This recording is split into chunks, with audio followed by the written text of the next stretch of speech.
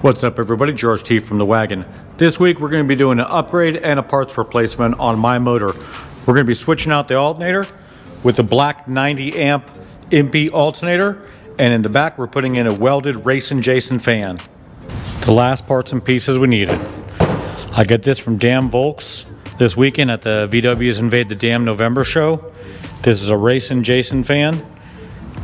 I got these in today from Mossberg West. These are our spring plate pivot bushings. I got these from us at Old Speed today. These are my pivot bolts, the 4 washers I need for it, one of the spacers I was missing. He gave me the hardware for my CVs and also sent me the heavy duty side plates for my IRS conversion. So now we're going to get these over to Hanson's Transaxles along with our super diff so that transmission can get in the works. And now that we got the fan, we can actually put the alternator together. So we're gonna have a busy week this week. I'll be doing a lot of late nights, hopefully getting this thing rocking and rolling. So last week I couldn't get this on. I couldn't get that together because the problems I found with this, and the problem I found with this has nothing to do with the product itself. It's that right there. So when my fan sucked in that flashlight, it made an impression of it. So I just don't like that. I don't trust it. Any imbalance in this sends a vibration through the whole motor. So Eric DeYoung over at Dam Volks sold me a beautiful Racing Jason welded fan. Look at the difference in this. So this is an Empi fan, and it's every other one of them is welded. Like you get one on each fin that gets welded. On this one, every one of them is welded. I like that. I think it's going to be a better quality fan, hopefully. And we hopefully get better results out of it.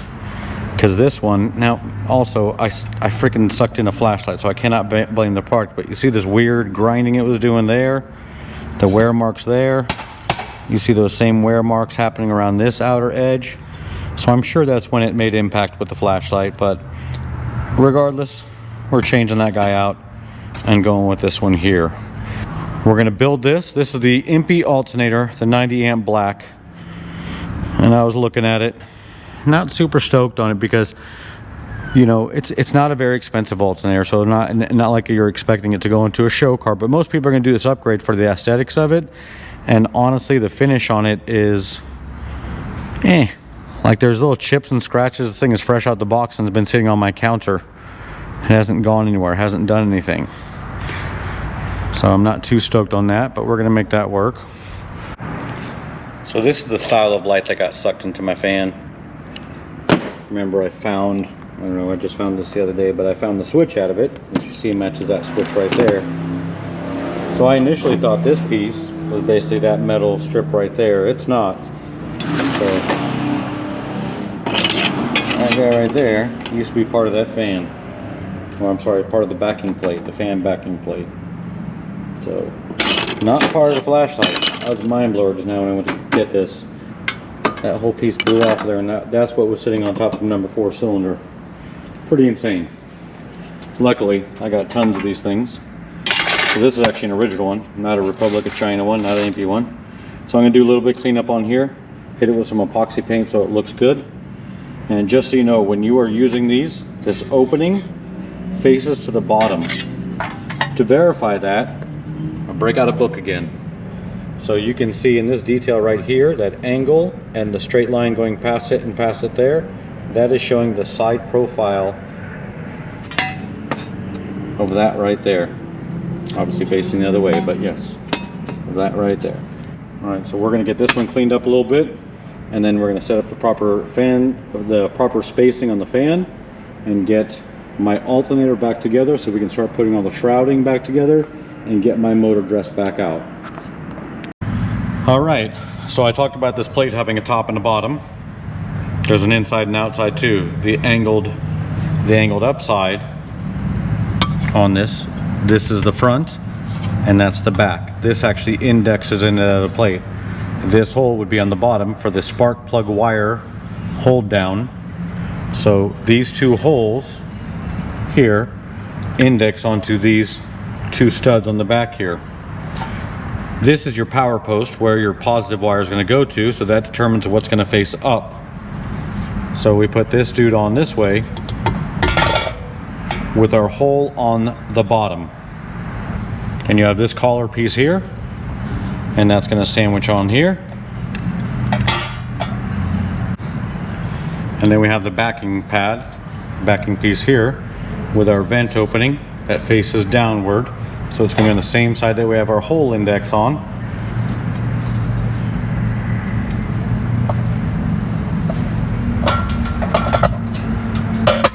Here are the two studs I was referring to. We've put a flat washer on each one, and we have a brand new nylock. Don't reuse nylocks. All right, we'll get a ratchet and tighten those up.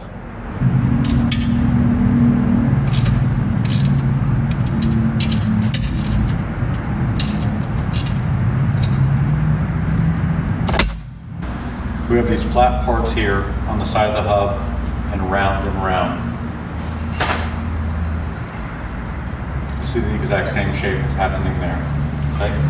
Originally I had two shims on it. This is a different fan and may require additional shimming, but we're going to give that a shot first. Why not?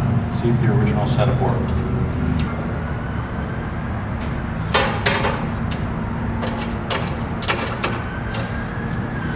So that I can see does not work. That is too close. You want a 1 millimeter gap between this backing plate and that fan, because as it spins, that's problems. Okay, so we got to get a couple more we need to get a couple more shims on there. We're going to put 2 more on it and then measure it from there. See where we're at.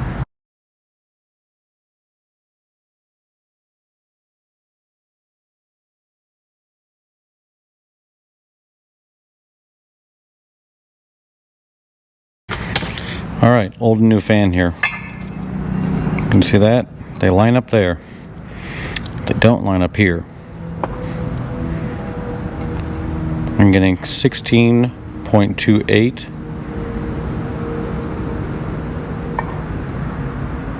and 14. So we have 2.28 millimeter difference between the hub centers. So my hub for my alternator is too shallow, and unfortunately I've gone through all my stash and I don't have anything taller than this one, so I will have to wait until Nevada Off-Road Buggy is open again. I'm also going to give Eric over at Dan Volks a call, see if he may have a hub available, and I'll run out to Boulder City tomorrow and get it from him. Before you start putting hubs and everything on it, check and see how true you're getting this here. It will spin on there, and you see there's slight fluctuations of up and down. You can figure out where the low spots are, where your high spots are, and just kind of tweak the backing plate to adjust it. Sometimes you got to slap it down, sometimes you got to try and pick up the side, but you want to get this thing to spin as true as possible. That way your clearance issues are going to be a little easier to settle. So I went and gave Eric over at Dan Volks a visit and picked up a new hub from him. So I am noticing a slight difference in total height, and I also noticed a difference in the length between the base of it and where you start putting shims. So we're going to give this thing a shot, see if we can get better clearance. The problem is when I run out of hub, there's nothing to lock the fan in place, and that's just leading to future problems. You want to make sure that fan indexes proudly upon the keyway. You can't have it barely sitting on it. It's got to be bedded in that. Otherwise, you're going to wobble out your fan and destroy it. So here's our new hub. We have a round part on it, and then you have the keyway part on it. This is what indexes your fan in place. So that's going to be facing upward, and this is going to be going towards the alternator. It's a woodruff key. So you see that cutaway there, and there's the woodruff key there in the shaft. So you want to put this in position, and like anything else, it's a lock, so just a gentle touch. Once it starts going over it, it should continue to go on without issue. Very nice and snug. It's got a little bit of play, a little bit. So take a rag and wipe all these off, like the blue shop rags you buy in a roll, or if you prefer like your red rags. but that oil feeling that was on them, you don't want to stay on there. That's a preservative for the metal during shipping. But it could be a hindrance as you're putting it on. If you've ever taken one apart that's been installed directly out of the package, they're glued to each other.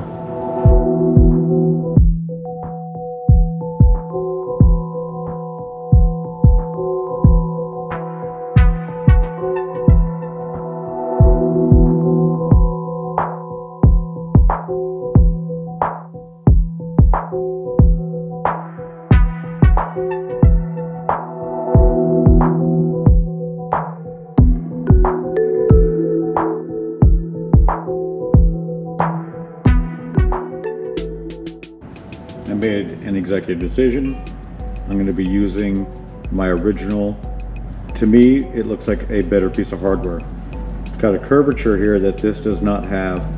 I think that's going to help keep that lock washer.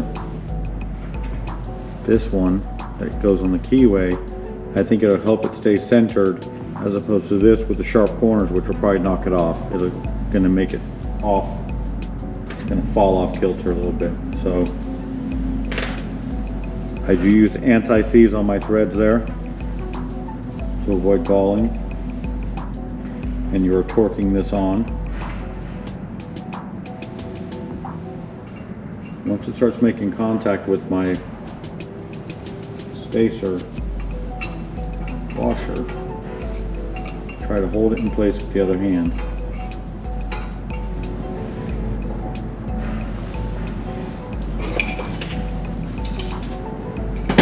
So from our without guesswork, go to 47. On torque wrench, got a 36mm socket on there. We're going to snug it down.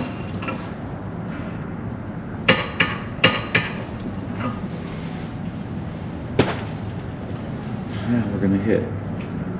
Nope. I'm comfortable with that. Beautiful.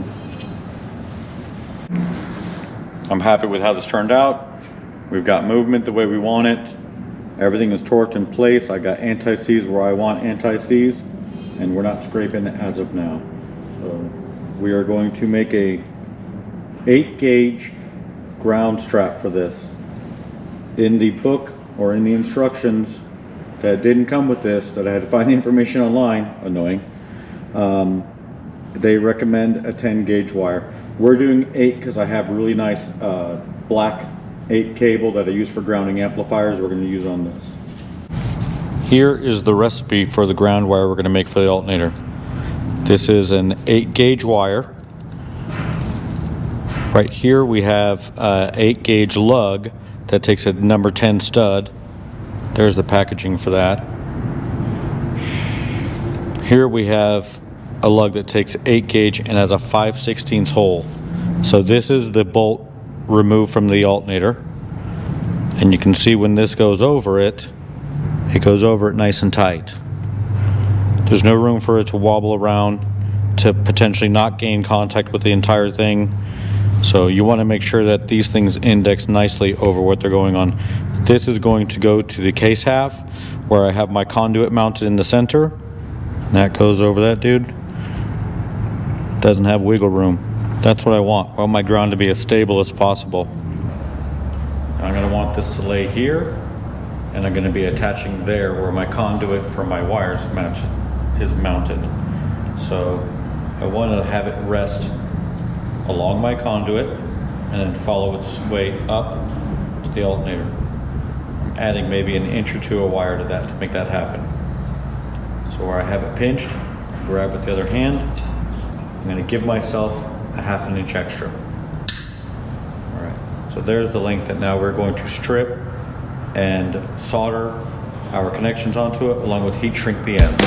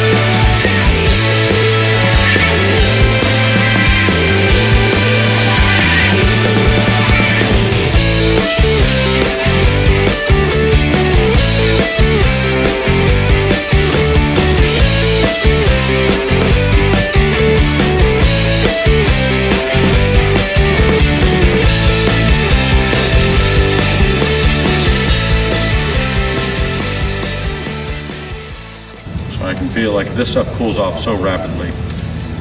The gloves are a good idea to protect yourself. Once we get it up there, get that sucker where we want it to be. I want to leave my ends alone, but I want to cover as much of the copper, and I also want a decent amount to weatherproof it on that side.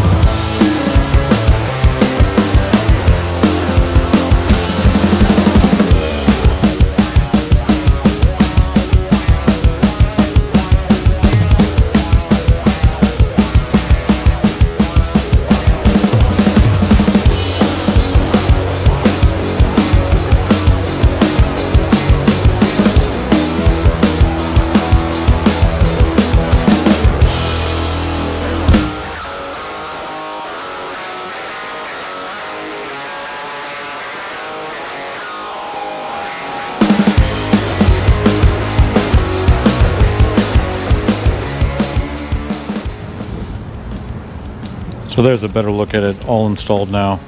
So you see the angle of that runs parallel with the mount for my conduit. I got it following along there. When I get my final install done, there will be a zip tie there. And you see it wrap around there and coming in. Why do we ground this alternator? First off, all alternators should be grounded. They usually ground through the body, meaning the outer shell here makes connection to your alternator stand, and that is what helps ground it. But every one of them has this screw on it for a separate ground wire. If you're having charging issues, you should look into that. If your generator alternator is not properly grounded, it will have charging issues. So this being a powder coated fan, it's not making contact here. Now, even though I have on my alternator stand all the powder coating removed from the mating surface and from the bottom, it doesn't matter. This can't make contact with it because the outer housing itself has the powder coat on it. That's why we add this. Now, Empi does recommend a 10 gauge wire. I always go a little bit bigger, so we went with an 8 gauge and did a nice job of just using copper lugs on it as opposed to just regular standard crimp-on connections. So I think this is going to give me longevity and a much better ground. Now, why didn't I ground it to here? I did not ground it to here because you have 2 paper gaskets in this mix, powder coat on here and everything. It just seems too far-fetched to get a ground just on that one stud. So I figured I'll get a good contact here with not only on the stud, but it's physically touching the case. My ground is making direct contact with the case right there. And then my case on the bottom, when it's installed in the car, I utilize this lug right here, and I have another additional 4 gauge ground strap that grounds it to my chassis.